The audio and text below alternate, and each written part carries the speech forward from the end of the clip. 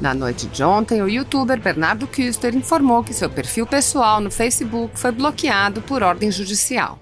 Sem informações por parte da rede social, Küster questionou: "Meu perfil pessoal no Facebook acaba de ser bloqueado por ordem judicial.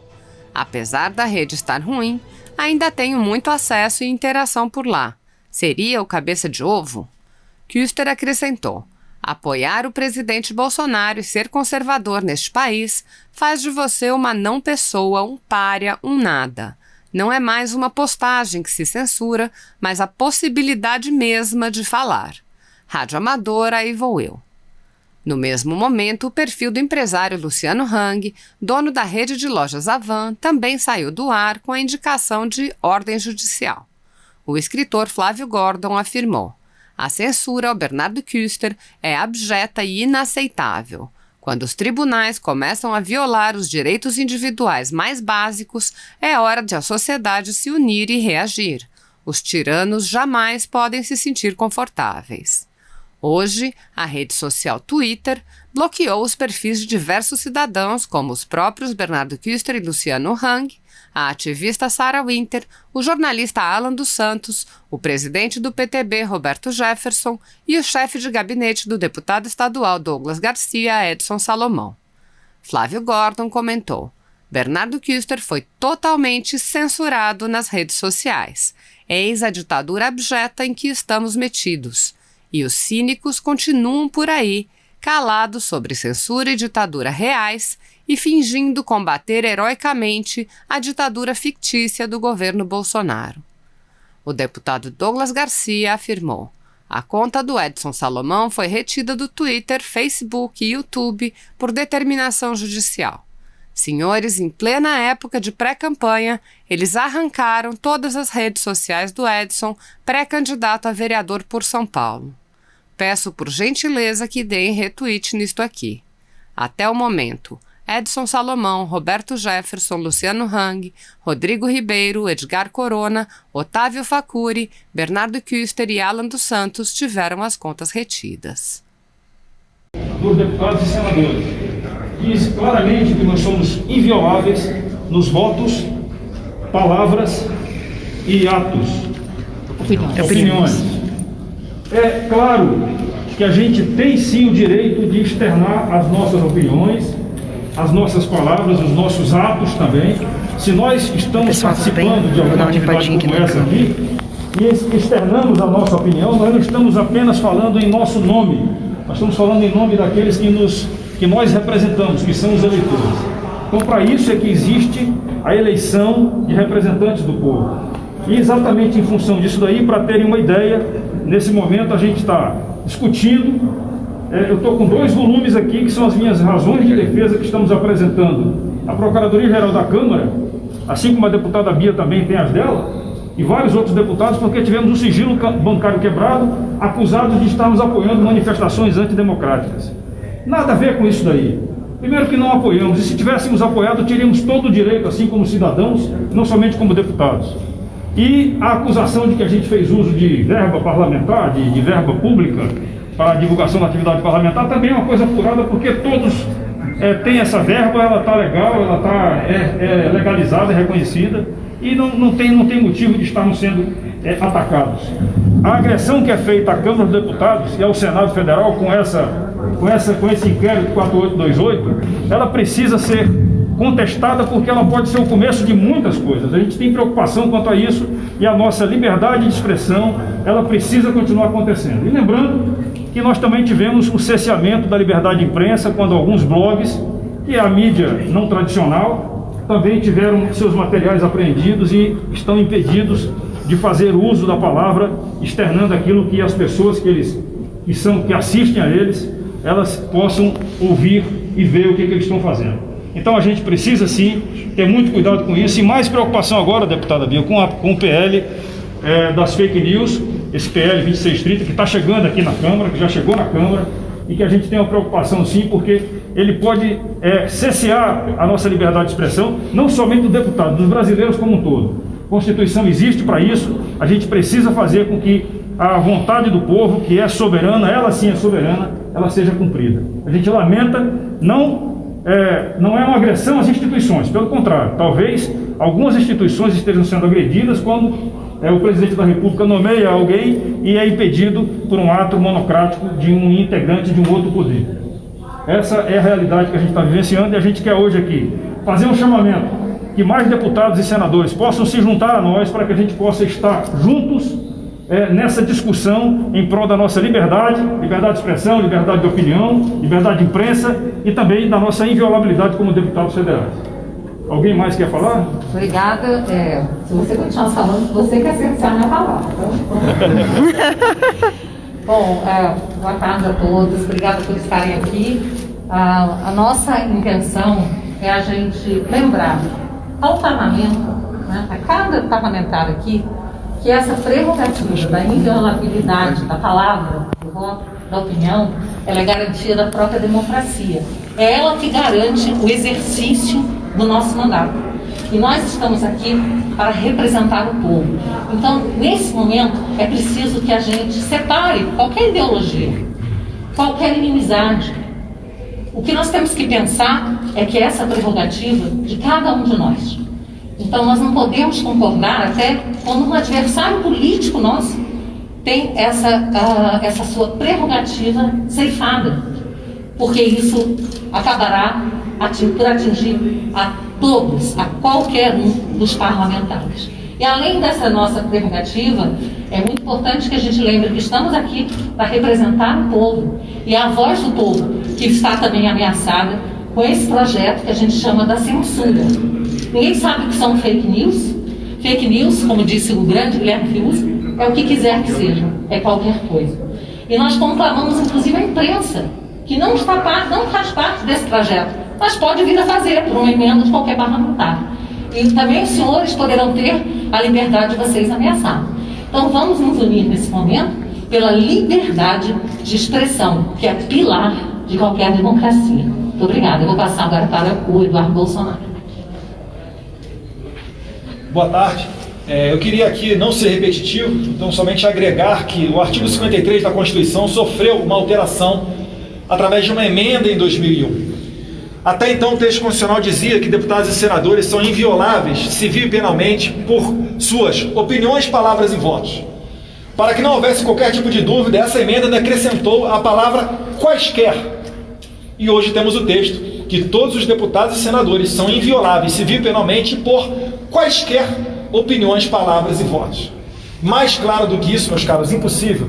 E a única arma que nós temos à nossa disposição para poder trabalhar através da outorga que nos foi dada através do voto popular é a nossa fala. Não faz qualquer sentido esse inquérito sobre manifestações antidemocráticas que está atingindo nós aqui dentro do Congresso. E outra coisa, a gente pede sim, porque essa é uma causa institucional suprapartidária. A gente tem que ter o apoio da Procuradoria da Câmara. Eu lamento que o presidente Rodrigo Maia, que ele não seja uma voz mais expressiva diante da quebra de sigilo de 10 parlamentares. 11. E os 11 parlamentares, perdão, obrigado, Carla. Isso daqui, não se enganem, amanhã vai para cima de vocês da imprensa. A deputada Bia falou muito bem sobre o PL 2630. Está se criando uma atmosfera em que o projeto de lei vai cercear a liberdade de expressão e está sofrendo críticas da direita, da esquerda, do Facebook, de órgãos de imprensa. Mas eu gostaria de ver mais apoio em relação a esse sentido. Óbvio que nós temos nossa diferença. Vocês sabem que eu sou um crítico de boa parte da imprensa. Mas eu não quero de maneira nenhuma ganhar essa guerra calando os senhores. Vamos para o debate. Agora, como é que a gente vai poder debater e melhorar as políticas da nossa sociedade se eu estou com medo de falar uma coisa e ser preso? Ou se o internauta, como por exemplo o Oswaldo Eustáquio, que faz um trabalho jornalístico, se ele fala alguma coisa e ele é preso? Não faz sentido. Então é somente esse o nosso apelo. Eu agradeço aqui aos deputados dos mais diversos partidos. Aqui, às vezes, tem deputado aqui que a gente troca farpa no plenário. Mas a gente está aqui hoje, por quê? Porque nós somos maduros o suficiente para entender que numa democracia o direito à liberdade de expressão tem que valer, tem que viger, independentemente da vontade de uma ou outra autoridade. Então passo a palavra aqui a quem desejar fazer uso da palavra. Santinha, Hildo, Pedro Lucas, Paulo Martins, Nivaldo. Pode. Boa tarde a todos e a todas. Esse é um momento que pede que a gente faça uma grande reflexão sobre o que vem acontecendo em nosso país. Não tem espaço para nós sairmos da crise que estamos passando, diminuindo a importância de qualquer um dos pilares dessa democracia. E quando eu digo qualquer um, é qualquer um mesmo. Poder executivo, poder legislativo e poder judiciário. Nós não estamos aqui atacando a instituição. O que nós estamos falando é de comportamento. A ninguém pode ser dado o direito de manchar a imagem de uma instituição a partir do ato dos seus integrantes. E nós, do Parlamento, nós que recebemos a procuração para trazer a voz daqueles que estão clamando por justiça, estamos aqui hoje dando total apoio a esse ato que está sendo promovido pelo deputado General Girão, pela deputada Bia Kiss e por todos aqueles que se sentiram injustiçados nesse processo. Nós não vamos abrir mão de defender as prerrogativas desta casa e também de lutar pela nossa democracia. Paulo. Quem mais? O Paulo. Jornalista. Boa tarde a todos. Além de reiterar tudo que assinar, aliás, subscrever tudo que já foi dito, eu quero chamar a atenção para a gravidade do que está ocorrendo. Quando a inviolabilidade dos deputados, das opiniões, posições e votos, ela é relativizada, o que está ocorrendo no fundo disso como resultado é a inviabilidade do próprio parlamento, que, como por definição, é o lugar onde a sociedade se manifesta através de seus representantes eleitos. Então, quando essa manifestação ela pode ser alvo de criminalização, o parlamento sim está sendo viabilizado, sua ação está sendo limitada para quem interessa no momento. E a gente não pode permitir isso. A casa não está devidamente atenta ao risco, ao que representa realmente todo esse movimento que está ocorrendo. Nós não podemos ser defensores das prerrogativas parlamentares ou da liberdade de expressão por conveniência. Nós temos que ser defensores dessas duas coisas por princípios. Defender a liberdade de expressão quando a gente concorda com o que está sendo dito é uma beleza. Eu quero ver defender quando a gente não concorda com o que está sendo dito, mas luta para manter o seu direito daquele de dizer. E esse é o ponto. Tudo isso envolve um movimento maior. É aqui no parlamento, é também as iniciativas legislativas que vêm ocorrendo e também interpretações judiciais a respeito de outros casos que a gente já vê pipocar em primeira instância, como no Rio de Janeiro. O juiz acabou de dar uma decisão dizendo que o réu, ele extrapolou o seu limite de liberdade de pensamento. O que é isso? Então, o PL que fala de fake news, o popular PL das fake news, ele mira primeiro nas redes sociais, mas ele acaba atingindo a liberdade de expressão. E quando atinge a liberdade de expressão, atinge aqui do parlamentar, atinge das pessoas que são usuárias das redes, atinge de vocês, profissionais de imprensa, qual eu também sou. E que se a opinião agora que incomoda é aquela que está nas redes ou a que está na tribuna da imprensa, logo será aquela que está nas bancadas dos telejornais, nas páginas de opiniões dos jornais ou nas colunas de revistas. Esse movimento não tem que ser só desses parlamentares. Aqui eu acho que a gente apenas representa muitos que têm interesse nisso, que não suportam um ambiente de restrição de liberdade de expressão, e esse alerta serve a todos os brasileiros, especialmente aos profissionais que sobrevivem disso. Muito obrigado. Além de reiterar o que os meus colegas falaram, eu queria dividir com os senhores um sentimento que hoje é meu, mas amanhã pode ser de cada um dos senhores ou de alguns dos senhores.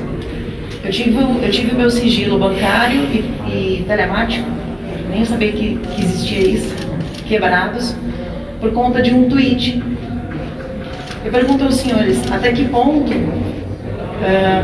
isso não pode chegar até os senhores jornalistas, até o povo? Eu, como deputada federal, embasada em todos esses argumentos que meus colegas disseram, tenho tido medo, nas últimas 2, 3 semanas, de me manifestar. Uma representante do povo brasileiro com medo de se manifestar. É até esse ponto que a gente quer chegar. Daqui a pouco isso pode atingir os jornalistas. Já está atingindo o povo. Eu clamo aos senhores que, por favor, deem voz a esse apelo que a gente tem feito aqui. Porque a gente não está defendendo os nossos mandatos só, ou essa instituição. A gente está defendendo o pilar principal da democracia, que é a liberdade de expressão e de pensamento. Muito obrigada. Talvez a ideia seja que esse primeiro movimento de hoje, dessa semana, ele possa se repetir todas as semanas agora, com a adesão de mais deputados e senadores, inclusive também, porque também tem senadores que pensam como nós. Não podemos nos calar, como falou aqui a deputada Carla, não podemos nos calar, não vamos nos calar. Essa é a grande realidade. A gente vai enfrentar isso aí, porque nós acreditamos que a democracia, para existir, tem que ter esses pilares como sendo obedecidos. Nenhuma ditadura será boa para o Brasil, muito menos se for uma ditadura puxada por ações judiciais. Muito bem.